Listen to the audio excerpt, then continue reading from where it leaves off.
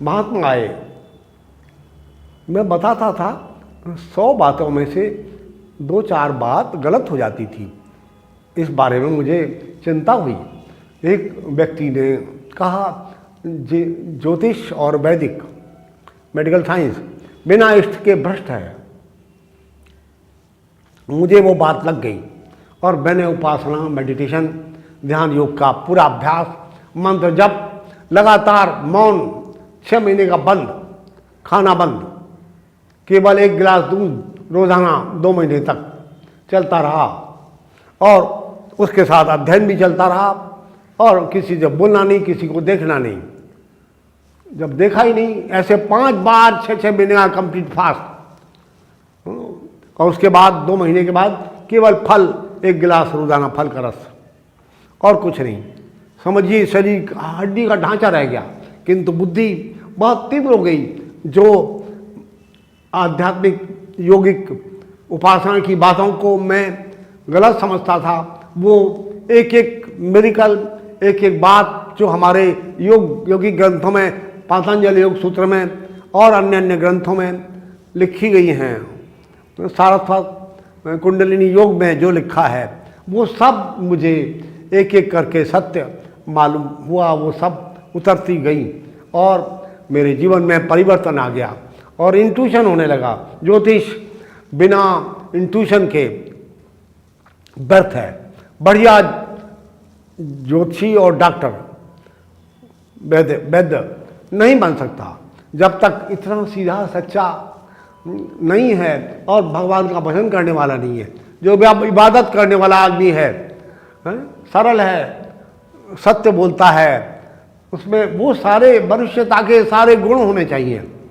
ये लिखा है दैवज्ञ के गुणों की पहचान क्या है, वो सारी बातें पूरी तरह से हमारे यहाँ बताई गई हैं। और वो भगवान का भजन करता हो, मेडिटेशन करता हो, जब वो बताएगा तो उसकी फलित के वक्तव्य में एक महत्वपूर्ण आनंद और बहुत गहराई का, हृदय को छू जाने वाली बात आ जाएंगी। वो किसी तरह भगवान की मुझ पर कृपा हुई, गुरुजनों की कृपा हुई और मुझे एक त्रिकालदर्शी व्यक्ति मुझे मिले और वो इतने अद्भुत थे कि पहले आदमी को देखकर या कुंडली देखकर बता देते थे कि ये ऐसी ऐसी बात, ये फला दिन फला इतने बज के इतने मिनट पर ऐसी घटना होगी, ये आदमी की मृत्यु होगी, बताइए क्या कैसे। और वो बिल्कुल ठीक उतरता था, लिख के देते थे, वो तो कभी गलत नहीं हुआ। वो ऐसे आदमी ने मुझे कुछ सिखाया, कैसे ध्यान के द्वारा उस सूक्ष्म अंततम में उतरने के बाद क्या सोचा जाए, क्या, और उसके द्वारा किसी व्यक्ति के जीवन की घटनाओं को कैसे मालूम कर लिया जाए। तो ये योग विज्ञान, आध्यात्म विज्ञान, मेडिटेशन, ध्यान योग, ये सब ज्योतिष विज्ञान की पूरक है। इनके द्वारा ही ज्योतिष की ऊंची पराकाष्ठा को समझा जा सकता है। कहने का तात्पर्य है, ज्योतिष विज्ञान अपने आप में अद्भुत है, एक दैविक चीज है, ये पारलौकिक विद्या है। वेद के 6 शास्त्र हैं, 6 शास्त्रों में से एक है ये। 6 के 6 शास्त्र अपने आप में अद्भुत हैं, पर ज्योतिष विज्ञान उन 6 शास्त्रों का भी नेत्र है, सर्वोपरि है। ज्योतिष एक पराविद्या है, ऑकल्ट साइंसेस है के अंतर्गत आता है। इसलिए ज्योतिष विज्ञान अपने आप में परिपूर्ण है, पर यदि इसके साथ आध्यात्मिकता का पुट हो जाए तो वो आदमी त्रिकालदर्शी बन जाता है, त्रिकालज्ञ कहा गया। मंत्र का प्रभाव भी ऐसा होता है, कुछ देवता भी ऐसे होते हैं जिन्हें अज्ञात शक्तियों का, यक्षिणियों का, यक्षों का ऊपर से सिद्धि हो जाती है और वो बताते हैं, जो बताते हैं उनके कान में आवाज़ आने, कर्णेश्वरी यक्षिणी सिद्ध हो जाती है। मैंने ऐसे आदमी को देखा है, सुना है। वो बिल्कुल हिमाचल प्रदेश में एक व्यक्ति थे ज्योतिषी ऐसे ही, बहुत लोग जाते थे उनके पास। वो पहले ही देखते ही उन्हें मालूम हो जाता स्वयं मेरे पास आज कौन कौन आदमी आ रहे हैं। ज्योतिष के द्वारा भी, रमल के द्वारा भी ये मालूम हो सकता है कि आज मेरे पास कौन कौन आदमी आ रहे हैं, क्या क्या पूछेंगे मुझसे। वो सब पहले ही लिखा हुआ तैयार रहता था। और वो अज्ञा शक्ति वो भी बहुत बड़ी पूरक है, और वो तो पहले ही बता देगी कान में, आप अंदर आए, ये आदमी ये पूछने आया है। अघोरी लाल नाम के एक ऐसे ही कर्णेश्वरी यक्षी के सिद्ध आगरे में रहते थे। आगरे के पुराने बुजुर्ग लोग, आप जाके अब भी मालूम करें तो मालूम हो जाएगा कि वो आदमी यहाँ रहता था। हाँ, आज से 40 साल पहले मुझे उनसे मिलने का सौभाग्य प्राप्त हुआ। हाँ, तो वो बिल्कुल ऐसी बात है। और वो इतने लोग आते थे, पहले ही बता देते, वो यक्षिणी कान में बता देती, ये आदमी ये पूछने आया था, इसकी जेब में इतने पैसे हैं, उनके नंबर ये हैं नोटों के। ये सब बातें वो बिल्कुल ऐसे बता देते जैसे प्रत्यक्ष अपनी खुली हुई आंखों से देख रहे हैं। आश्चर्य होता था लोगों को, आपकी जेब में ये कागज़ रखा है लिखा हुआ, आपके घर में फला चीज़ जो चोरी हो गई है वो वहाँ रखी है, वो फला आदमी ले गया है, ये बता देते थे वो। ऐसी अद्भुत बातें, अनहोनी बातें जो आदमी सोच नहीं सकता। आज का विज्ञान उस मामले में बिल्कुल ज़ीरो है कि कैसे बता सकता है, समझिए तो सही क्या बात है। तो वो ऐसे बाहर की इल पावर्स, मंत्र शक्ति, प्रेत शक्ति, कर्णेश्वरी यक्षिणी और ऐसी यक्ष, गंधर्व, ये सब और इससे भी बड़ी बड़ी शक्तियाँ होती हैं, वो सब इस विज्ञान में सहायता कर सकती हैं। और भी बड़ी बड़ी अद्भुत बातें होती हैं। तो एक इसका पाठ है थोड़ा सा, ज्योतिष विज्ञान तो नहीं कहूँगा मैं उसको, पर ऐसे लोग होते हैं और बहुत सारे लोग, पर वो भविष्य के संबंध में नहीं बता सकते। आज इस वक्त से, इस क्षण से, वर्तमान से पहले जो कुछ भी हुआ है, होता रहा है आपके साथ, वो सब ऐसे बता देंगे जैसे आपके घर में रहते थे। इस तरह का वो चीज़ है। पर आज के बाद क्या होगा वो बताना कठिन है। वो अटकी सट बताएंगे, वो कुछ ठीक हो गया, कुछ गलत हो गया। ज्योतिष की बात, ज्योतिष अपने आप में सटीक है बिल्कुल, और भविष्य के बारे में भी ठीक भविष्यवाणी ज्योतिष के द्वारा की जा सकती है। इसमें तनिक सी भी अतिशोक्ति नहीं है, अक्षरशः वह सत्य होती है। ऐसा अजीब विज्ञान है ज्योतिर्विज्ञान, आँख खोल देता है, प्रकाश दिखा देता है, मार्गदर्शन कर देता है। आपका संपूर्ण मार्गदर्शन ज्योतिष विज्ञान के द्वारा जीवन के हर क्षेत्र में, हर पहलू को उजागर कर देगा।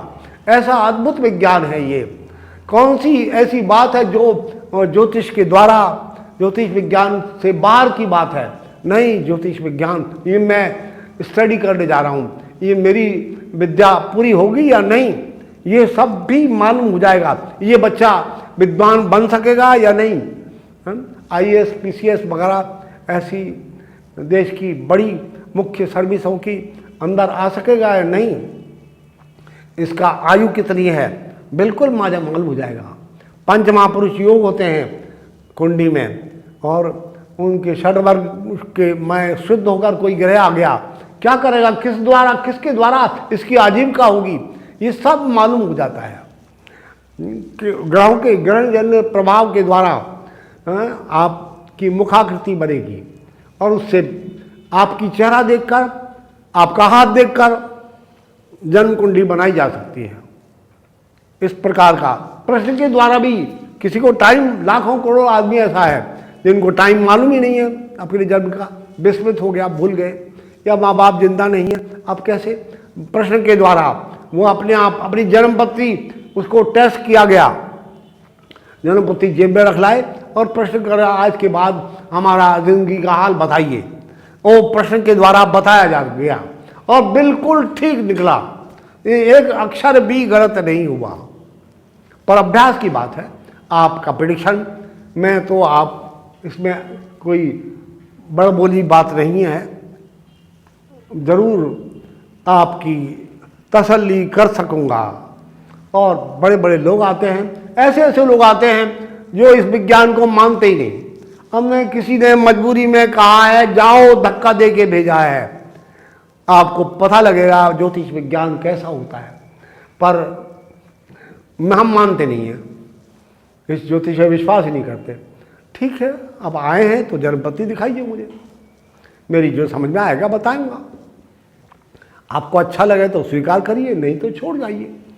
बस वो देखा तो बताया, मैं तो उनको जानता नहीं था। आप आए तो आपको भी क्या जानूँ मैं, किसी ने परिचय नहीं दिया, आपका घर वाला नहीं आया, कोई मेरे आदमियों ने पूछा नहीं। आप बस अपने प्रश्न रख के लिख के मेरे पास बैठ जाइए, मेरे आदमी को मत दिखाइए, अपनी जन्मपति दीजिए या प्रश्न करिए, बस हम शुरू कर देंगे।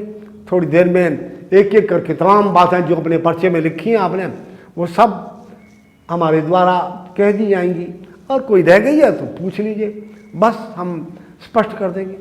जो आदमी फॉरेन कंट्री जाने की इच्छा तो हो सकती है या है ही नहीं, तो वो जाएंगे विदेश या नहीं, क्या करने जाएंगे, विदेश में भाग्य उदय होगा या अपने देश में भाग्य उदय होगा, क्या करने से कैसा किस उम्र में भाग्य उदय होगा, शादी के बाद भाग्य उदय होगा या शादी से पहले होगा, ये सब बातें ज्योतिष विज्ञान के द्वारा बड़े कटु सत्य के रूप में सामने आएंगी। बहुत से आदमी अच्छी बात सुनना चाहते हैं, ये बात गलत है। आंखें जो देखती है वही तो बताएंगी, ज्योतिष विज्ञान तो आंख है। तो भाई तुम अच्छी क्यों सुनना चाहते हो, दुर्घटना आएगी तो मैं तो बताऊंगा, बिल्कुल वो इंट्यूशन से ही मालूम हो जाता है। कई बार मुझे ऐसा हुआ, किसी मिलने वाले के साथ मैं जा रहा था कहीं, दिल्ली के काजी हाउस पर पहुंचा, एकदम उस साथ चलने वाले व्यक्ति के संबंध में मुझे अंदर से आवाज़ आ रही थी, ये व्यक्ति को आज शाम को 5 बजे इसका दुर्घटना हो जाएगी। मैंने ऐसा ना कहकर एकदम ब्लंटली कह दूं मैं, आदमी परेशान हो जाएगा। मैंने कहा भैया आज शाम को 5 बजे से आधा घंटा पहले और आधा घंटा बाद तक आप घर से बाहर मत निकलना, कितना भी ज़रूरी काम आ जाए। ध्यान रखना, मेरी बात लापरवाही मत कर देना, उसमें अनसुनी मत कर देना। बस बात ख़त्म होगी, वो अपने यहाँ चले गए घर पर और मैं अपने यहाँ आ गया। ठीक 5 बज के कुछ मिनट पर कोई बड़ा ज़रूरी काम आ गया, घर से बाहर निकले और मेजर एक्सीडेंट हो गया। बताइए कैसे हुआ, वो कैसे, मैंने सोचा हो ये इंट्यूशन कैसे हुआ, अंदर से आवाज़ आई कैसे आई, उनकी कुंडली तो देखी नहीं थी मैंने। वो ऐसे तो इस प्रकार भी उपासना करते करते ऐसे इंट्यूशन भी होने लगते हैं।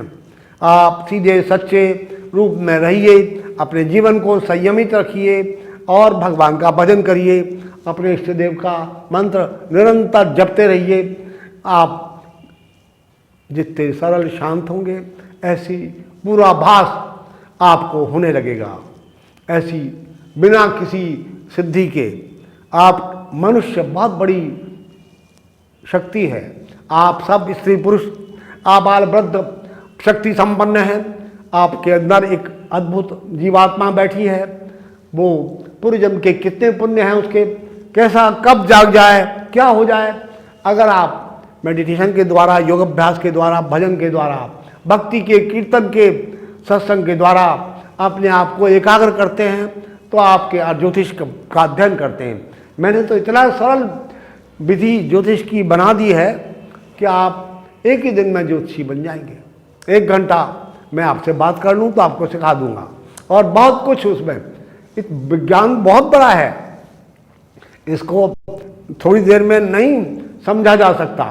पर एक चमत्कार दिखाने के लिए, नामाक्षर का चमत्कार, आपका ये अंग्रेजी ज्योतिष के अनुसार भी है, मैंने भारतीय ज्योतिष, पाश्चात्य ज्योतिष, मुसलमानी ज्योतिष, इन तीनों को मिला दिया है और उससे एक नई बात निकल आई है। आप कौन सी लगन में पैदा हुआ है, कौन सी राशि, 12 राशि होती हैं, और उस लग्न के पैदा होने वाले व्यक्ति में क्या क्या बात होंगी, वो सब डिटेल से एक एक करके मेष लग्न में पैदा होने वाला, ये वृष लग्न में पैदा होने वाला व्यक्ति का ऐसा ऐसा स्वभाव होगा, उसको ये होगा, उनका उसका फला ग्रह सामने है, उसको ऐसे यंत्र रखने चाहिए, ये मंत्र जपना चाहिए, वो उसका इष्ट देवता होगा। इस प्रकार वो तमाम बातें उसको पूरे डिटेल विस्तार विवरण के साथ मालूम हो जाएंगी। इतनी सी बात से वो कौन से महीने में पैदा हुआ, कौन से वार को पैदा हुआ, कौन सी तिथि को पैदा हुआ, उसी के द्वारा टांग तोड़ दी जाएगी, कलम तोड़ दी जाएगी। इतनी ज़्यादा बात एक एक बात से। आपका नामाक्षर का पहला अक्षर क्या है, ABCD के द्वारा आप मेरी फलित ज्योतिष दर्शन नाम की पुस्तक को यदि पढ़ेंगे तो आपको आश्चर्य होगा, ये कैसी किताब है। मेरे जीवन का बहुत सारा भाग, मेरे मन के विचारों का, मेरे स्वभाव का, इसने कैसा ठीक ठीक सटीक वर्णन कर दिया। आपका नाम अशोक है, A अक्षर से बना। A अक्षर के क्या गुण होते हैं, क्या उसका विस्तार है, कैसी कैसे स्वभाव है, कैसा उसके अंदर ठथक है, कैसा बिहेवियर है उसका, कैसी चाल ढाल है, कैसी मान्यता है उसकी, वो सब कौन सा उसका देवता है, किस ग्रह का उस पर प्रभाव है, वो क्या जीवन में बन सकेगा या नहीं बन सकेगा। कुंडली भी इसके अंदर और चार चांद लगा देगी इस प्रेडिक्शन में, वो केवल एक अक्षर के द्वारा। अभी तो सारे अक्षरों को देखा ही नहीं हमने, सारे अक्षरों का मिलाकर मूलांक बनाया जाएगा, भाग्यांक बनाया जाएगा, उससे और नई बातें आ जाएंगी। कौन सी डेट को पैदा हुए आप, वो उसी के द्वारा कलम तोड़ दी जाएगी। ये अपने आप में विशेष बात है। एक से लेकर जितनी 31 तारीख होती है महीने की, अधिक से अधिक किन्हीं की 28 तारीख होती है, कभी कभी 29 तारीख भी होती है फरवरी के महीने की। और इस प्रकार उन सब का जनवरी के महीने में पैदा होने वाले का कैसा चरित्र होगा, कैसा उसका स्वभाव होगा, कौन से उसका देवता होंगे, वो तमाम बातें फरवरी में होने वाले व्यक्ति क्या, और नवंबर में पैदा होने वाले क्या, दिसंबर में पैदा होने वाले क्या, मार्च में पैदा होने वाले व्यक्ति को कैसा कैसा उसका स्वभाव होगा, क्या क्या दुर्घटनाएं, विशेष घटनाएं आ सकती हैं। इस महीने में, जून के महीने में पैदा होने वाले व्यक्ति कैसे हुए, कौन कौन हुए अब तक, वो सब भी हमने विवरण के साथ दिया गया। जुलाई के महीने में कैसे व्यक्ति पैदा होते हैं, उनके स्वभाव कैसा होता है, उनका चाल चलन कैसा होता है, ये सब बातें एक एक अलग अलग सब चीज़। नाम का पहला अक्षर का प्रेडिक्शन अलग हुआ, तिथि का कौन सी तारीख को पैदा हुए उसका प्रेडिक्शन अलग हुआ, वो सब अलग पढ़ेंगे आप। और उसकी महीने, जन्म के महीने का प्रेडिक्शन अलग हुआ, वो सब मिलकर कितना विस्तार हो गया, वो सब अलग प्रेडिक्शन है। मैं शकुंतला देवी नोएडा के रहने वाली हूँ। मैं नोएडा से आती हूँ। गुरु महाराज जी का एग्जीबिशन लगा था प्रगति मैदान में, वहाँ मैंने उनका बुक्स लिया, बुक्स पढ़ा। बुक्स पढ़ने के बाद मुझे मिलने की बहुत लालसा हुई। फिर उनका एड्रेस देखा, बुक्स के पीछे था, बुक्स के पीछे था। बुक्स से मैंने वो एड्रेस लिया। एड्रेस लेके एक दिन 96 की बात है ये, मैं आश्रम पहुँची हूँ। आश्रम पहुँच करके गुरु महाराज से मिली। मिलने के बाद बहुत ही मन में एक अच्छा फील किया मैंने। और उसके बाद से ही मैंने गुरुजी से बात करने के बाद, जब उनकी क्लास चल रही थी यहाँ पे, तो गुरु महाराज ने बोले दूसरा दिन पूजा शुरू हो रहा है तो तुम जरूर शामिल हो। मैं पूजा में शामिल हुई। ऐसे ही 9 दिन का ये था, हवन था, हवन में शामिल हुई। और उसके बाद उनसे मैंने गुरु दीक्षा लिया। और उनसे जब भी मैं मिलती हूँ तो बड़ा ही मन एक हर्षित रहता है और बहुत अच्छा फील करती हूँ मैं। तो आज 3-4 साल से मैं इनके साथ जुड़ी हूँ। और जब भी मुझे मन में कुछ ऐसा होता है तो मैं इनके पास आती हूँ मैं, और हवन में शामिल होती हूँ।